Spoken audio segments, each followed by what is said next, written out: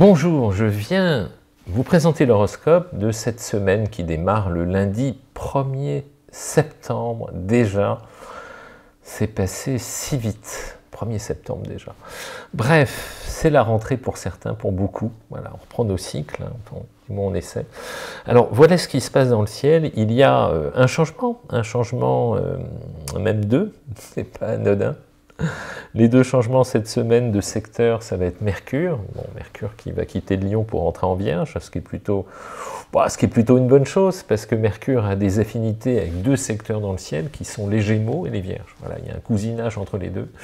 Donc, dès que Mercure est dans un de ces deux secteurs, il a, paraît-il, semblerait qu'il ait davantage de fluidité en matière de communication, d'échange, d'adaptation. C'est quand même les qualités de Mercure. Donc, quand on a un passage d'une planète qui arrive dans un secteur avec lequel elle a des affinités toutes particulières, on peut espérer que tous ceux qui auront des aspects similaires ou des angles heureux vont gagner en finesse de communication. Je vais rentrer en détail tout à l'heure. Et puis, on a un autre qui change de secteur, c'est Saturne. Saturne accomplit un cycle en gros en 28-29 ans, on va dire. C'est lent, Saturne, quoi. Je plaisante, mais c'est un peu l'idée.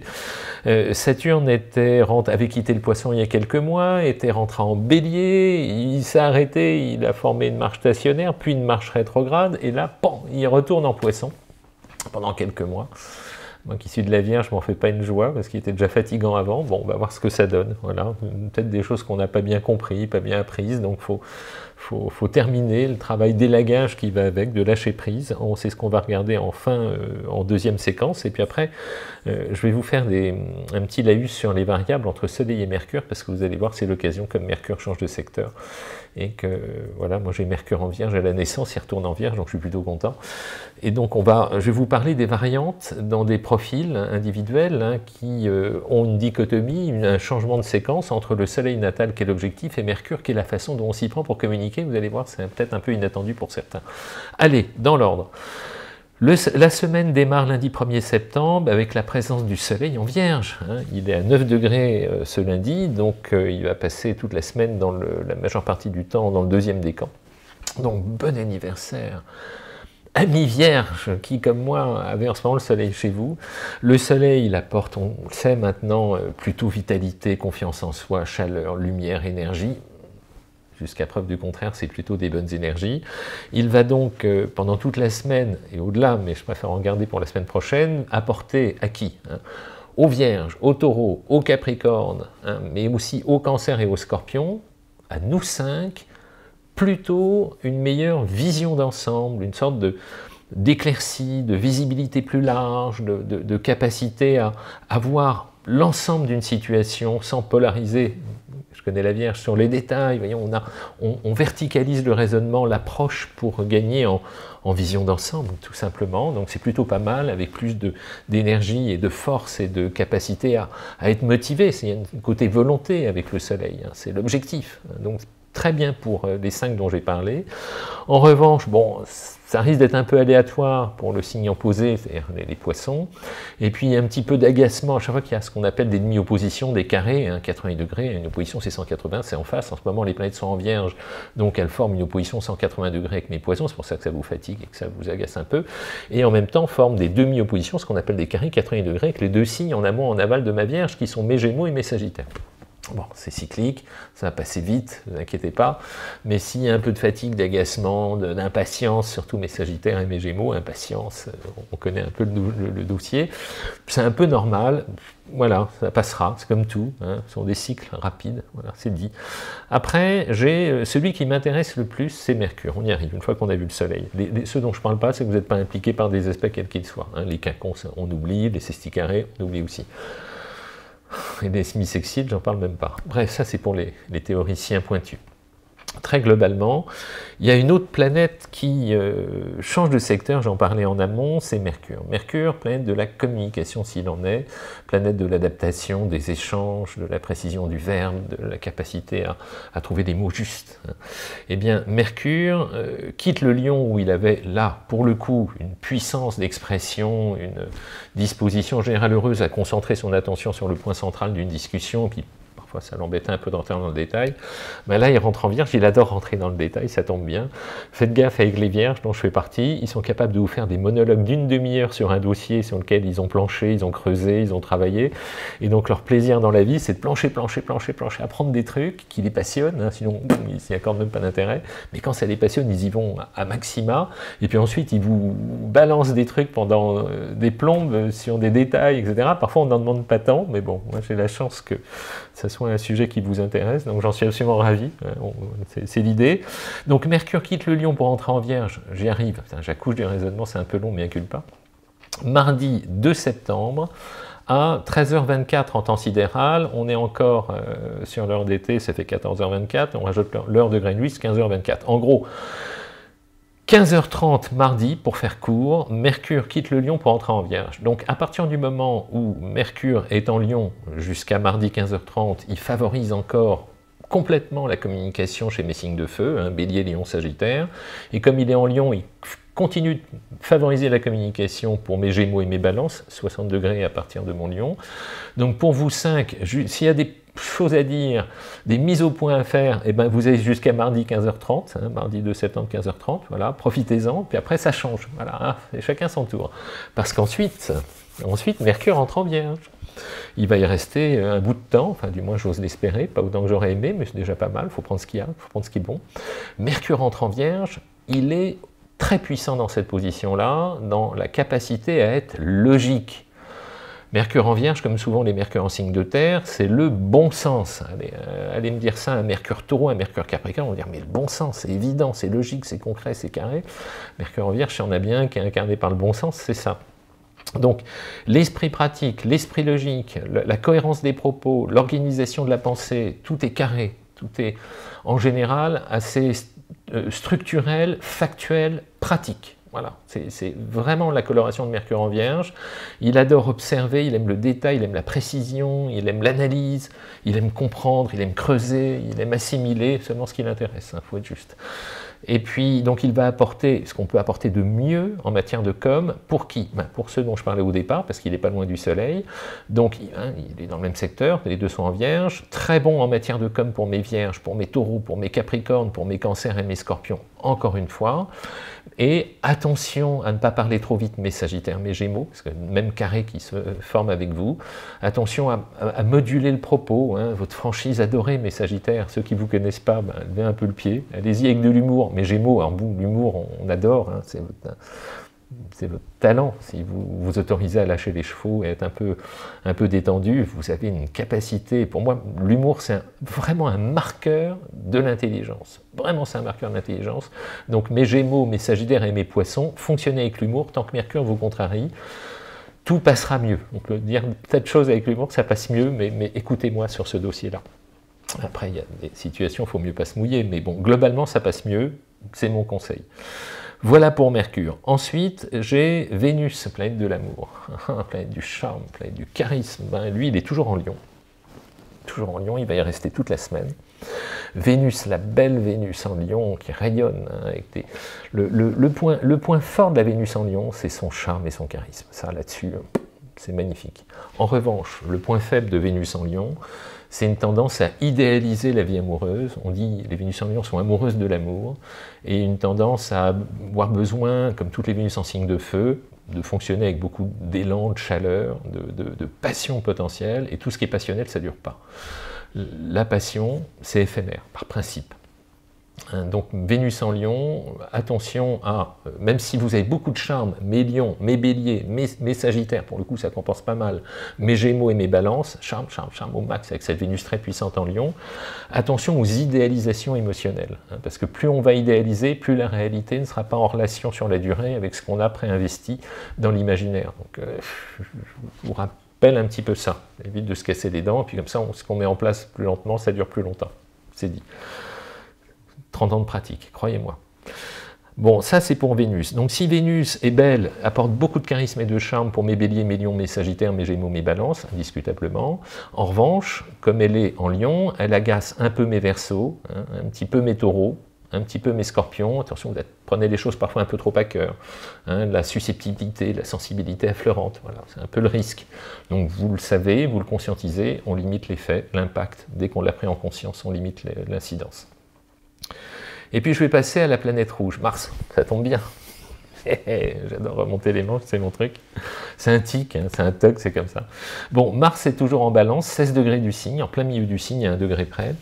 Mars, l'énergie, ben, bon, alors ce qui remonte le moral, c'est quand je raconte, quand je vois des Mars en balance, ben, vous avez le même Mars que Nelson Mandela, que Lech Walesa, c'est beau, hein, mais il n'empêche que Mars, l'action dans ce signe de plaisir qu'est la balance, il ne fournit l'effort que s'il y a du plaisir. Sinon c'est plus compliqué. Voilà, on va être sobre dans le propos. Mais c'est comme ça. Hein. Donc Mars en balance dans tous les cas apporte quand même une très belle énergie, volonté de se prendre en main, de se motiver. Pour mes balances, ben, il est chez vous, donc il vous tonifie, ça vous fait du bien. Très bon aussi pour mes Verseaux, pour mes Gémeaux, et puis pour mes Lions et pour mes Sagittaires. Vous voyez, hein, ça joue surtout sur plusieurs angles. En revanche, Mars en balance, surtout pour les deuxièmes décans, risque d'apporter de l'énergie vraiment en saccade, en dents de scie, pour mes deuxièmes décans Bélier, mes deuxièmes décans Cancer, mes deuxièmes décans Capricorne. Vous faites un peu gaffe, surtout que Bélier et Capricorne, Mars est naturellement une planète qui a énormément d'importance dans vos secteurs, enfin énormément, c'est une planète qui est valorisée tout simplement, j'aime pas les superlatifs, enfin je les évite.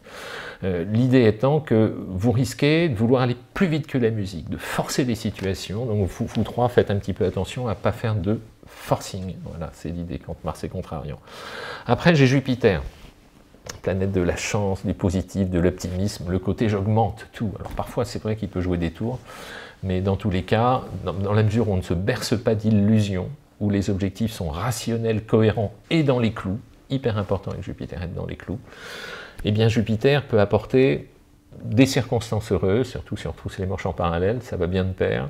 Donc il y a potentiellement un climat très heureux pour mes cancers, mes scorpions, mes poissons, puis il va rester là jusqu'en juin prochain, donc travailler les mécaniques de fond, les objectifs vraiment identifiés, où on construit. Donc très bon Jupiter, le protecteur, la chance pour mes cancers, mes poissons, mes scorpions, disais-je, et en même temps pour mes taureaux et mes vierges. Jupiter, parfois c'est la chance, ça peut être les sous, j'en sais rien, ça peut être plein de choses, ça peut être des éléments d'expansion, de chance, d'opportunité, de tout ce qui est positif, état d'esprit positif, le meilleure humeur, c'est Jupiter. Quand on a Jupiter en lien avec la Lune, en général, c'est un des profils qui sont globalement de meilleure humeur au quotidien. Je dis ça comme ça. Regardez où est votre lune natale. Voilà ce que je voulais vous dire. Après, j'ai Saturne, deuxième morceau de la semaine. Saturne chronos le temps, l'élagage, l'hiver. Vous savez, j'ai une façon d'interpréter Saturne qui est la suivante. Je dis, l'époque où Saturne est très puissant, c'est en Capricorne, en Verseau, en décembre, en janvier, en février, dans ces périodes-là. C'est l'époque où si on prend la métaphore d'un arbre, l'arbre, il a, en hiver, il n'y a plus les oiseaux, il n'y a plus les fleurs, il n'y a plus les feuilles, il n'y a plus rien, il n'y a plus que la substantifique essence structurelle de l'ossature de l'arbre, son tronc, il y a un peu de sève qui survit, hein, qui fait tenir la distance jusqu'au printemps prochain. Saturne, il a ce rôle d'élagueur en quelque sorte, de revenir à l'essentiel. Donc il fait du nettoyage. Là, il va quitter le bélier, donc mes béliers, vous avez quelques mois, ouf, mais vraiment vous allez pouvoir souffler. Il retourne en poisson en marche rétrograde, et en poisson, il va recasser les... D'abord, pour qui il est positif? Il va permettre de recentrer les bonnes énergies pour ceux qui ont des planètes en Capricorne, en Taureau, en Cancer et en Scorpion. Pour vous quatre, il vous veut un bien fou. Il va vous restructurer de façon équilibrée, calibrée et consolidante. En revanche, il va revenir nous créer un climat de fatigue ou d'élagage nécessaire dans tout ce qui traînait, tout ce qui n'était pas réglé pour... Mes poissons, je suis désolé, quand Saturne passe quelque part, c'est pas un cadeau, on dit une conjonction c'est positif, mais quand c'est Saturne, ça l'est moins. Attention, mes troisième décans poissons, mes troisième décans vierges, mes troisième décans sagittaires, mes troisième décans gémeaux, s'il y a un travail de solution, de terminer, de tourner la page qui doit être réalisé, c'est maintenant. Et puis si vous êtes fatigué, il faut économiser l'énergie. Facile à dire, je sais, mais bon, il faut essayer. Voilà pour Saturne. En revanche, alors au-delà de ça, j'ai Uranus. Uranus 1 degré Gémeaux, bon, toujours positif, il apporte cette dynamique de nouveauté pour mes Gémeaux, mes Verseaux, et puis mes Balances. Il veut aussi du bien en matière de nouveauté, ça développe votre esprit créatif aussi pour mes Lions et mes Béliers. Uranus, lui, il est dans les petits papiers. Il crée une tendance à précipiter peut-être un peu les choses pour mes premiers décans Vierges, premiers décans Sagittaires, premiers décans Poissons, carré, opposition. Et puis enfin le dernier, Neptune, il m'en manque deux. Neptune, 1 degré des Béliers, il est rétrograde aussi, il va repasser en Poisson, on s'en passerait aussi. Donc Neptune, très bon en matière d'intuition en ce moment pour mes Béliers, mes Lions, mes Sagittaires, mes Gémeaux et mes Verseaux. Et puis on va s'arrêter là pour lui. Attention, le flou artistique potentiel pour mes premiers décans Capricorne, non, vous êtes peu sujet à ça. Premier décan Cancer, gardez les pieds sur terre. Hein. Premier décan Balance, aussi, clarifier ce qui doit l'être, pas de flou artistique, soyez factuel, voilà, pour l'idée. Et enfin Pluton, je n'en ai pas parlé depuis longtemps, il est toujours à 2 degrés Verseau, il ne bouge pas beaucoup, il est tellement lent, il fait son tour en 250 ans.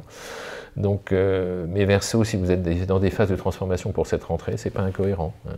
Là aussi, des choses à transformer. Il faut aller dans le sens du courant. Premier décan Lion, faites gaffe. Premier décan Scorpion, premier décan Taureau. Il faut me gérer Pluton. Il est rétrograde, il n'est pas trop violent. J'en reparlerai surtout quand il va reprendre sa marche directe dans quelques temps, mais on a le temps encore. Donc là, on est encore en stand-by. Oui, je voulais vous parler enfin des variantes Soleil-Mercure. Vous voyez, c'est quand on regarde un profil individuel, parce que c'est l'idée hein, de voir ce qui influence sur nous toujours. Il y a une information à capter, c'est que le Soleil c'est l'objectif et Mercure c'est la façon dont on communique. Je simplifie à coup de serpe pour comprendre le principe. Et nous avons une chance sur 3, parfois même une chance sur 3. Sur 3. Pourquoi? Parce que le Soleil et Mercure ne s'éloignent jamais plus de 28 degrés l'un de l'autre. 28 degrés, c'est même pas un signe. Donc imaginons, je vais prendre un lion, hein, on va prendre au milieu du signe. Non, un lion, il peut avoir son Mercure en Cancer, son Mercure en Lion ou son Mercure en Vierge. Basta. Hein, on prend un Scorpion, il peut avoir son Mercure en Balance, son Mercure en Scorpion ou son Mercure en Sagittaire. Hein, il a une orbe là, de 28 degrés en amont en aval, ça fait 56 degrés maxima. Parce qu'il est plus proche du Soleil que nous, donc dans notre axe, il tourne autour. Voilà, il s'en éloigne jamais plus que ça. Et donc il y a vraiment une différence. Par exemple, si vous me prenez, parfois il y a des choses assez inattendues. Je prends le Scorpion parce que c'est le plus marquant au niveau de la communication. Scorpion, avec un Mercure Balance, il va être en général très adroit au niveau de la communication, il va être consensuel, il va avoir cette intelligence relationnelle, de la subtilité du langage fin, quasi poétique. Hein. Un Scorpion, Mercure, Scorpion, alors ça quand vous prenez une salle, c'est des traqueurs d'incohérence, ils ne vous loupent pas. Un Scorpion, Mercure, Sagittaire, ça peut être un Gaston Lagaffe, c'est redoutable. Voyez. Donc c'est important de calibrer, d'identifier la variable qui existe chez qui que ce soit, entre son signe solaire, qu'on connaît tous, et l'endroit où était Mercure qui va nous colorer la façon dont il communique. Intéressant. Un jour, je vous ferai le détail des 12, comme ça, pour le plaisir. Bon, voilà ce que je voulais vous raconter aujourd'hui. Ça vous donne un indice, déjà, de toutes ces subtilités-là. Soleil, Mercure, intéressant. C'est pour ça qu'on tombe sur des lions avec Mercure en Vierge qui sont redoutablement intelligents. On tombe sur des Gémeaux avec Mercure en Cancer qui ont une mémoire d'éléphant. Hein. On tombe sur des Capricornes avec... non, des Sagittaires avec Mercure Capricorne qui, eux, ne sont pas du tout des gaffeurs. Ils sont d'une intelligence rationnelle absolument redoutable, etc. Vous voyez, à chaque fois, il y a des variables. Bon, pour une autre fois, je vous en garde. Allez, et puis je vais terminer par des citations, parce que j'adore ça, moi, les citations. Donc, et puis merci de me les faire parvenir. La première, elle est de Karine, qui nous cite Confucius. Alors, que dit cette citation? « Nombreux sont ceux qui pensent que le bonheur se trouve au sommet de la montagne, alors qu'il réside dans la façon de la gravir. Nombreux sont ceux qui pensent que le bonheur est au sommet de la montagne, alors qu'il réside dans la façon de la gravir. » Elle est belle, hein? Il y en a plein comme ça autour de ce sujet, mais je les adore. Merci Karine. La deuxième est de Valérie. Valérie fidèle parmi les fidèles. Elle nous cite Monica Vitti. Adorable. Alors, que dit cette citation de Monica Vitti par Valérie? On dit que le monde appartient à ceux qui se lèvent tôt. Ce n'est pas vrai. Le monde appartient à ceux qui sont heureux de se lever. Je l'adore. Je vous la refais. On dit que le monde appartient à ceux qui se lèvent tôt, mais c'est pas vrai. Le monde appartient à ceux qui sont heureux de se lever. C'est si juste. Merci beaucoup, Valérie. J'aime beaucoup parce qu'il y a de l'humour, il y a de l'esprit, c'est fin, et puis ça rentre mieux dans l'esprit, tout ça, on le mémorise mieux. Et enfin, une dernière de Carole. Elle nous cite Saint-Ex, Antoine de Saint-Exupéry. On ne voit bien qu'avec le cœur, l'essentiel est invisible pour les yeux. J'ai dû vous la faire celle-là, mais elle est tellement belle. On ne voit bien qu'avec le cœur, l'invisible. Non, c'est l'essentiel est invisible pour les yeux. C'est si juste. Voilà ce que je voulais vous raconter aujourd'hui. C'était notre horoscope de la semaine du lundi 1er septembre. Je vous souhaite une belle, bonne rentrée. Et puis, voyons les choses du bon côté. Merci. À très vite.